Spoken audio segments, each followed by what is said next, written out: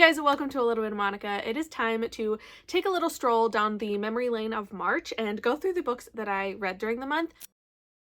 I ended up getting through 14 books, and one of them was a DNF, and one of them was kind of like a short story novella collection. So kind of a mixed bag of things that I read in March, but I'm really excited to go through them. I am going to go in order of my star rating. So I'm going to start off with the DNF, and we are going to end on a very, very high note because I had a lot of 5-star reads. It was just a really good month for me, apparently. I was just having a good time. I think I came at this month with a perspective of wanting to read for fun, wanting to enjoy as much as I could, and trying not to be too critical. Now, obviously, some of these books I am going to be a little bit more critical on, but I just feel like this month was really, really good. It was really fun, and I was participating in Realmathon, so that means that I was just, you know, I was in the competitive element, trying to read as many books as I possibly could for the Realm of Shadows so that we could win, which we did, and it was just a really good time to be able to get through some of these books that have been on my TBR for a long time, some that recently joined my TBR, and some that were just completely random and off the cuff, but I still had a great time. And the fact that I had so many 5-star reads, like the fact that the rating that has the most books for this month is 5 stars, or like 4.5 to 5. Absolutely incredible. I couldn't have asked for a better month. I mean, I could if they were all 5 stars, but that's unrealistic. So let's get into these books that I read. The first one is going to be the book that I DNF'd, and that is We Ate the Dark by Mallory Pearson. Now, this book, I went into it not having very high expectations because I had seen that it had a very, very low rating on Goodreads and Storygraph, and that did not make me excited for it. But I wanted to prove the ratings wrong. There is like this little part of me in the back of my brain that really wants to see a terrible rating and say, I think I can enjoy that. I didn't enjoy it. I don't even know how far I made it, but it was like 30% maybe 35. Essentially, this is supposed to be like a horror, and from what I recall, and again, this is tough because I didn't even make it far enough to really know what the heck was going on, but there is like a body that is found in the trunk of a tree, and then like the friend group of the person whose body it was, she'd like been missing for 5 years or something before the body was found, and all of her friends are gonna try to figure out what happened to her, I think. But honestly, I didn't make it far enough to find out because this book was just so wordy. There was so much description happening that I couldn't get through any plot. Like, nothing happened in the portion of book other than like them finding the body, which is in the synopsis. That's literally the only plot point that actually happened in the amount of book that I read. I was just so confused by how wordy and descriptive everything was. It was distracting, and it felt like the story wasn't moving at all. I gave up. I couldn't do it. I'm not going to force myself to read a book that I'm not having a good time with, and I was just not having a good time with this one. Do I feel like there's a group of people who can probably really, really vibe with this book? Yes, but it's only if you appreciate extremely descriptive books. I'm a visual reader, and I still didn't appreciate it, so do with that what you will. We're going to jump into the 3-star ratings, and the one that I rated the lowest was actually a 2.5-star rating, and it was Throne of Glass by Sarah J. Maas. Now, I had just finished reading all of the ACOTAR series, and like about 2 weeks later jumped into Throne of Glass, and I think I needed to take a much bigger break between these series because I came off the high of A Court of Silver Flames, absolutely being obsessed with that story, with the characters, everything about it, and Throne of Glass was an utter disappointment. Like, I did not like it. I did not like the characters. I thought the plot was fantastic and was its saving grace, honestly. I could give the plot probably 4 stars. The characters were just so unbelievably boring and honestly kind of irritating most of the time. So I ended up not continuing with the series. One day will I try again? Probably, because I have FOMO from everybody knowing and loving the rest of the story because I've heard really good things about like the later books. But yeah, this one was not working, and I stopped reading after it. Apparently I chose violence on Storygraph this month because I was giving things like the most like detailed like 0.25 ratings, and I decided to give this next one 3.25 stars on Storygraph, but 3 stars on Goodreads, and it's Legends and Lattes by Travis Baldree. I just didn't care about whatever was happening in this book, and by whatever was happening, I mean what was happening. The point of this is that it's a cozy fantasy. There is very low stakes, like just nothing like really interesting is happening. We're following this main character, what, I don't even know, Viv. The main character is Viv. I already forgot the name. And she is trying to start a coffee shop.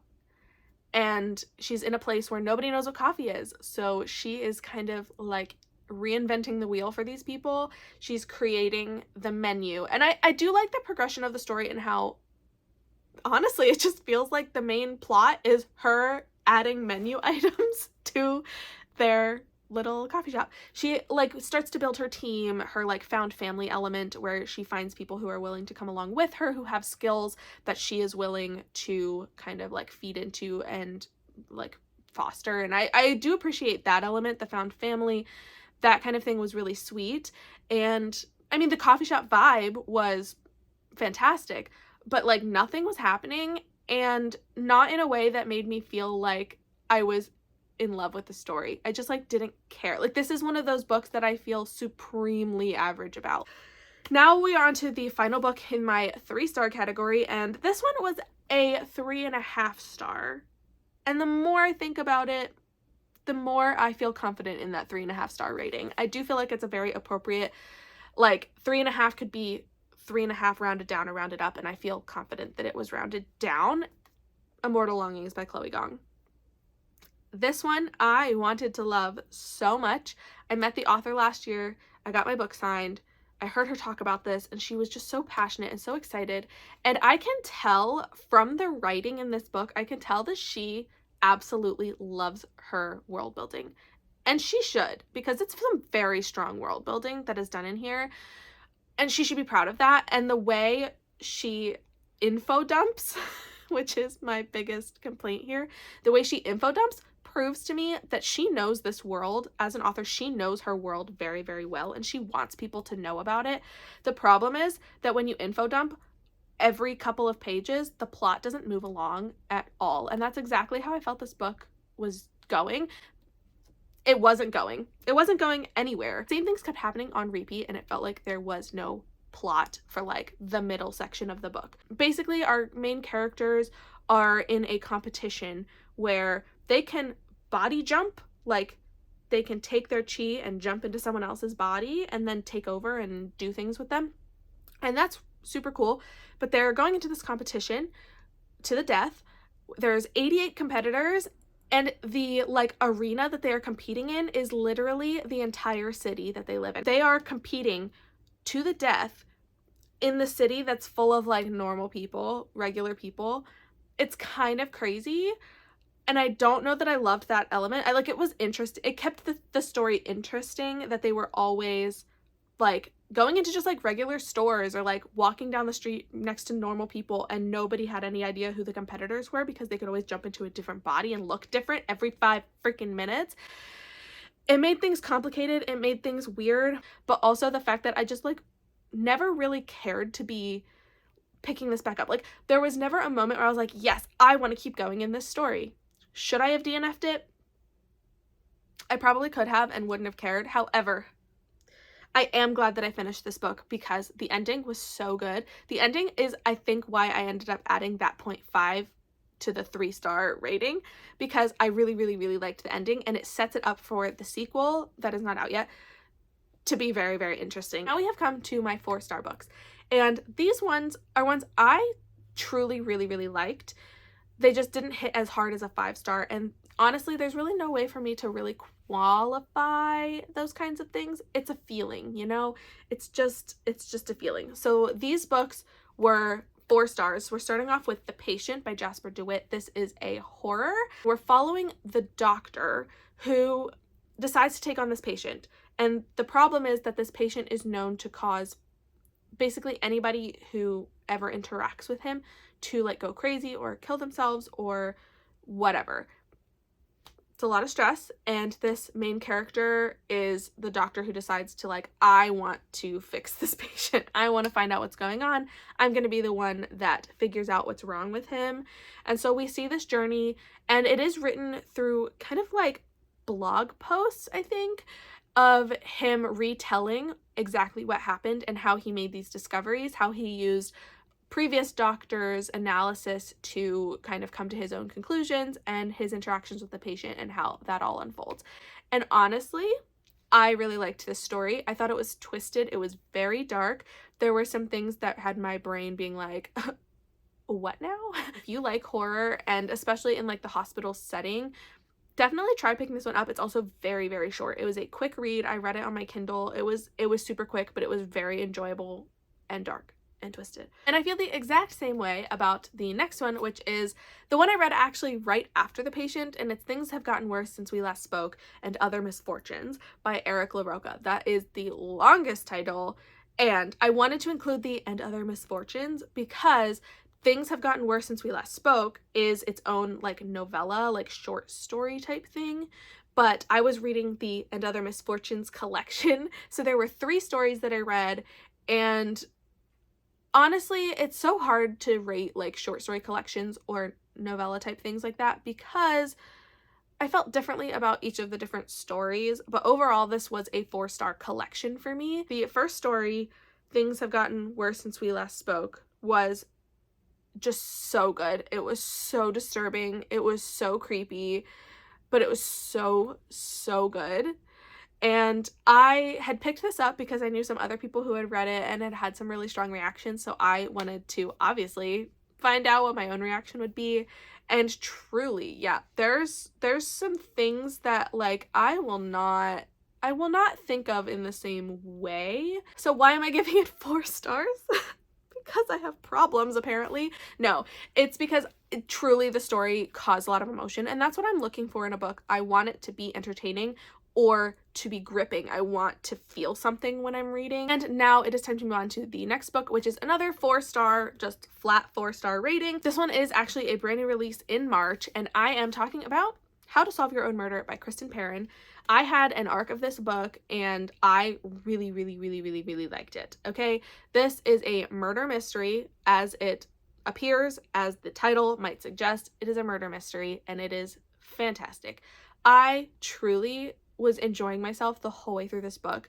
We are getting the story of Frances, who as a teenager got her fortune read, and it was this like really creepy fortune that tells her she's going to be murdered one day, and it gives her like the hints or like the clues as to what to look for leading up to it. So she spends her entire life fearing and like preparing for this inevitable murder. Then we fast forward to like the core of the story. Our main character is our great niece Annie, who is called to the estate to talk about the inheritance. Now she goes to meet great aunt Frances for the first time and finds that she's been murdered.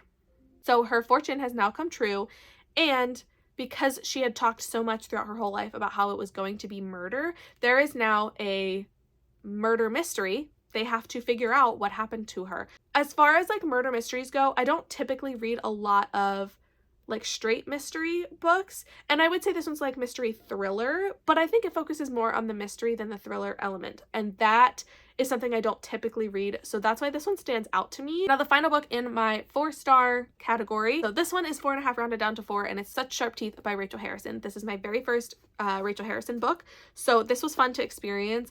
It is literally just a story about a woman who is bitten by a werewolf, and the story follows her transformation and how that affects a lot of different areas in her life. She comes back to her hometown to help take care of her twin sister who is pregnant. So the sister Scarlett is going through these pregnancy changes at the same time that our main character Rory is going through these werewolf transformation changes. And I really, really love the mirror that we get here. I think it was so fascinating, and the story is just really interesting to me. Was it exciting? Not really. I do feel like because the main plot is just following her understanding of werewolves that she didn't think were real before now, it's a little bit of a slow story, but I think it's really interesting, and I love Rory as a character. I think she was so freaking funny. She was iconic. She had some really, really witty and sarcastic responses to things that just made me love her so much. And I feel like as a praise to Rachel Harrison's writing, Rory felt realistic to me. It felt like she was talking in a way that normal people would talk, whereas I feel like sometimes in books you can tell that it's like a carefully written scripted line. And I feel like Rory's the type of character that is literally just saying whatever's on her mind, and that feels real to me. So I just really loved the writing in this one. But now I am very, very excited to be moving on to the final category, which is my 5-star reads of March. And honestly, there were so many of them. So I am going to be getting into these. Now, I did vlog for all of these books, so you can definitely go find all of these from the last couple of weeks where I talk more in depth about my reading experience. Once again, I am going to start off with the lower rankings of the, like, you know, in the 4-star range, but like rounded up to 5. And the first one I'm going to start with is First Lie Wins by Ashley Elston. This was a 4.5-star rating for me. This was the Pyramid Book Club pick for March, and I had such a good time with this. This is following a character who at the very beginning and in the synopsis we are told that she kind of has a different identity. Evie Porter is our main character, and she is given her identity, and she is basically on a job where she is told exactly what to do, where to go, and she feels threatened in that position and then starts to unravel the secrets all around her. And honestly, I didn't really know where this was going to go based on the synopsis, and I really liked where it did. It was like super spy kind of vibe where she is given these assignments and a target, and she is trying to like ruin people's lives. It's kind of iconic. It's kind of awesome. And I think that the number of secrets that are unraveled in here is kind of like astronomical at times and a little bit over the top, but ultimately I just really, really liked it. I'm gonna be honest, now that I'm trying to re-explain what happened in it, I'm having trouble remembering more details, which suggests that I am right in giving this 4.5 stars instead of a full 5. Because if this was a full 5 stars, I should be able to tell you everything. I should remember it. It's been only a couple of weeks since I read it. The next book I also am giving 4.5 stars. So this one was a reread, and it is the second book in a series. I've been reading through the Poison Study series. So I was in Magic Study in March. This fit perfectly for Realmathon because it was a school setting, black cover, everything about it. Fantastic. Mwah. Love it. I love the series. I love Maria V. Snyder as an author. I love literally all of her books. I have absolutely thoroughly loved. So I was very excited to jump into this, and also because I was annotating. So I annotated the heck out of this book, and it was so much fun.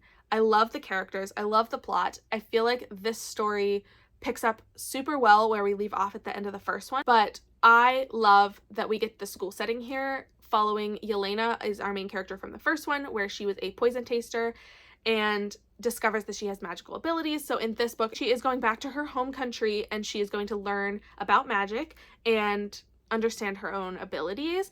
And obviously things are going to go awry. A lot of things are going to happen, and I really love this story. I love the new characters that we get introduced in here, but I also love the continuation of the characters that we love from the first book that get to return and just be beautiful. I love them. This book just is such a comfort to me, and it's just one of those things that like I know I'm gonna have a good time reading this because I've already read it. But also this time, especially because I'm annotating, I'm going a lot slower. I'm going more through the details and like the nitty-gritty of the book, and so I'm able to pick out things and be a little bit more critical, which is why I'm giving this 4.5 instead of a full 5 stars. The next book on my list was also a 4.5 star read, A Fateinton Blood by Danielle L. Jensen. This is my first time reading this author, and I was thoroughly impressed. I absolutely love the writing in here, and it makes me want to read more from Danielle L. Jensen in the future. I absolutely will do that. When? I don't know, but I will be doing it. I really liked the setting of this book. I liked the characters of this book. I liked the magic of this book. I liked everything about this book. I think one of the things that kind of ruined it for me is that I took a couple of days off in between reading because I wanted to make sure I was in the headspace to read a book that could potentially be a new favorite for me. I knew going into this that I could become obsessed with it, and so I wanted to make sure that every time I picked it up, I was ready to be focused and like be obsessed. And because of that, there were a couple days there where like I wasn't in that zone, and so I decided not to pick it back up. And then putting a book down for a couple of days and then coming back to it definitely is not the best option for me. So I think that's where the little hole is that like kept me from giving this a full 5 stars. But I still loved everything about it, and I am so excited for the sequel. Am I also pissed at the ending? Yeah, a little bit. I am a little bit upset. I yelled, I gasped, I cried a little bit, but I definitely yelled at the end. I did. And now that I'm thinking about it again, I'm upset again. But like upset in a good way, you know? You know when you're like so angry, but you're like, I love this so much. Yeah, that's how I am right now. That's how I am with this book. I loved it. And it gave me so many strong emotions. And I can't wait for the next one. The next one on my list is a 4.75 rating. So it's like as close to 5 stars as I could get without giving it like a full 5. I am talking about The Haunting of Velwood by Gwendolyn Kist. This book is a horror that is kind of like a haunted house on steroids because it's like a haunted neighborhood. Basically, this like veil fell around this town street, like the block of like, I forget how many houses it was, but this like veil fell and everything inside is now no longer accessible to the outside world. It's like everybody inside dies. Nobody on the outside knows what happened except for 3 girls who lived on that street. They grew up there and they happened to have left, and they are the only ones who are allowed to pass through this veil and see what's on the inside of like this perimeter.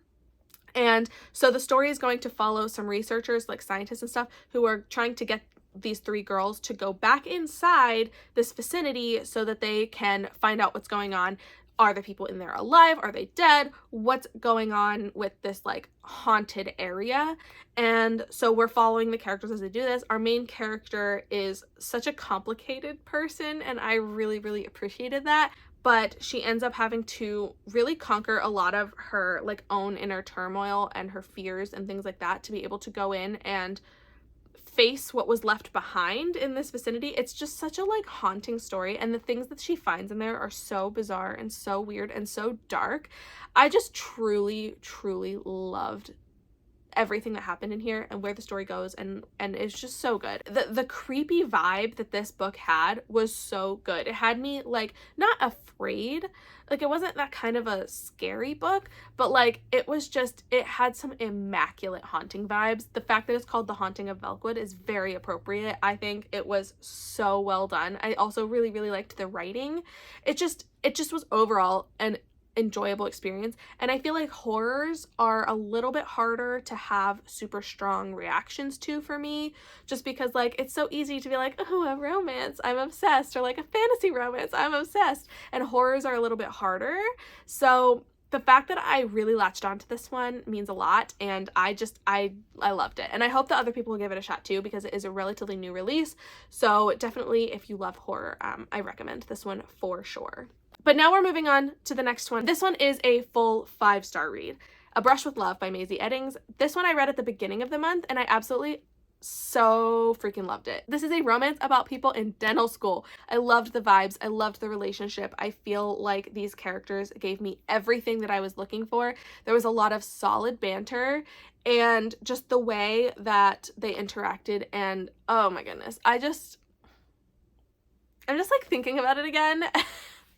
And truly, I love this book. I also think that there were a lot of really important concepts that were talked about in here, because our main character has a lot of anxiety, and because of that, that feeds into a lot of other elements of her life, and we get to see the way that the people around her interact with her in that light. And I thought it was beautiful. I thought it was just like very realistic to me, especially because there's a lot of academic anxiety and a lot of academic ambition, and that's something that hit home for me, and it gave me such an incredible feeling at the end.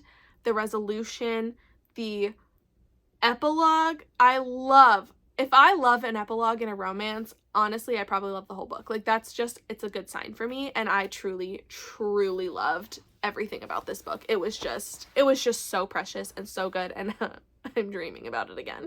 But that brings me to my last book, which honestly, this one is straight up 5 stars. You cannot convince me to rate it any differently. I will take no slander on this book. I mean, you can have your own opinions about it, but to me, this book was perfection. I absolutely had the greatest time reading this book. I cried, I laughed, I gasped, I cried again, I shouted out loud, I fanned myself.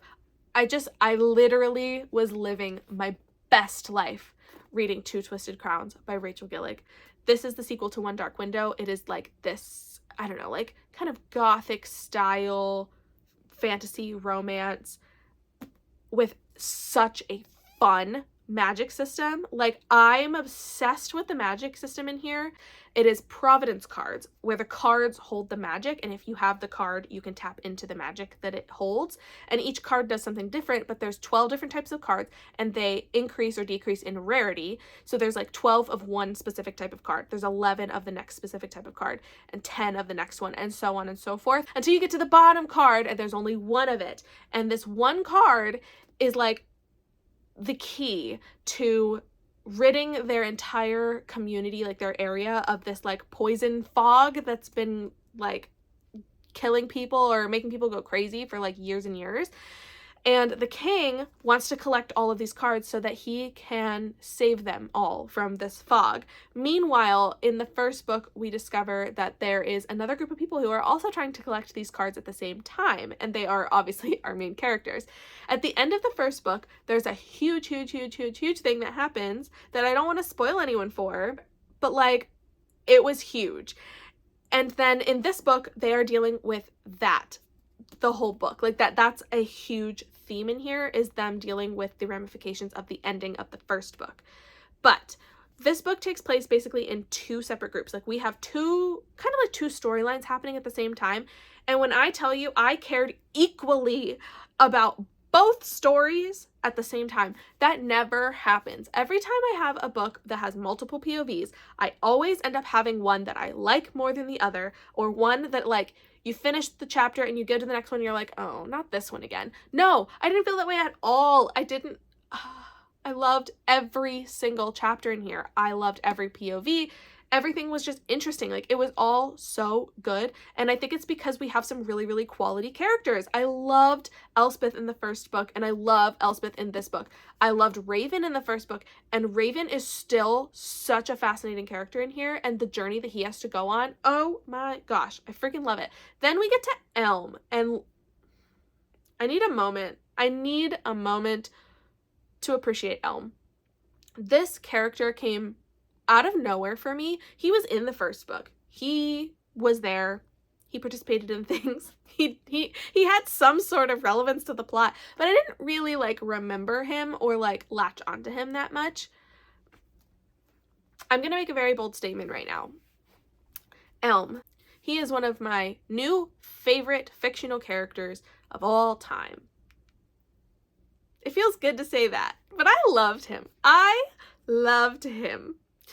I wanted to protect him with every fiber of my being. And like, I could go on forever and ever about how much I loved this. The fact that I cried multiple times, the fact that I laughed at myself for crying, I screamed a little bit. It gave me every single emotion, and I am just so happy. Like, I am gonna be thinking about this forever. That brings me to the end of all of the 14 books that I read throughout the month of March.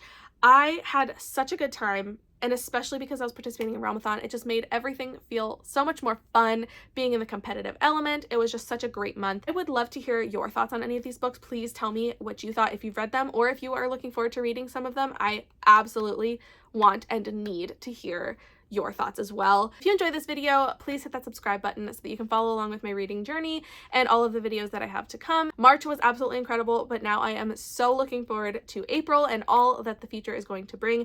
I want to thank you so much for watching this video, and I hope I will see you in the next one. Bye!